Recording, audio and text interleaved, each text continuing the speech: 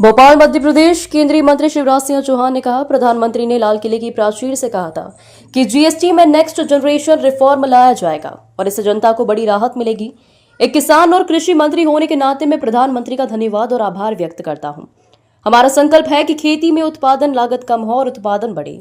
GST में जो सुधार किए गए हैं, अगर उन पर गौर करें तो किसानों को उनसे बहुत बड़ा लाभ मिलेगा। चाहे कृषि उपकरण हो, ट्रैक्टर हो, हार्वेस्टर हो, जीएसटी जो घटाकर 5% कर दिया गया है, वह किसान के लिए वरदान साबित होगा। प्रधानमंत्री जी के प्रयत्न हैं आम आदमी की जिंदगी में कठिनाइयां ना रहे। लाल किले की प्राचीर से उन्होंने देश को यह कहा था कि जीएसटी में नेक्स्ट जनरेशन रिफॉर्म लाए जाएंगे और वो रिफॉर्म्स जनता को बड़ी राहत लेके आएंगे। एक किसान के नाते और कृषि मंत्री के नाते मैं प्रधानमंत्री श्रीमान नरेंद्र मोदी जी को धन्यवाद देता हूं, आभार प्रकट करता हूं।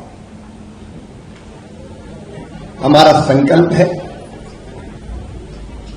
खेती में उत्पादन की लागत घटाना और उत्पादन बढ़ाना।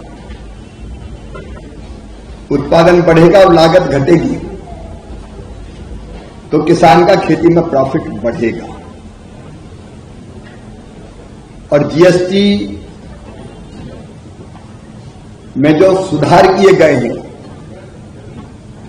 उनको अगर देखेंगे तो उनका बड़ा लाभ देश के किसानों को मिलने वाला है। और मैं तो ये कहूंगा कि कुछ कंपनियों ने शुरू कर दिया कृषि उपकरण, चाहे वो ट्रैक्टर हो, हार्वेस्टर हो,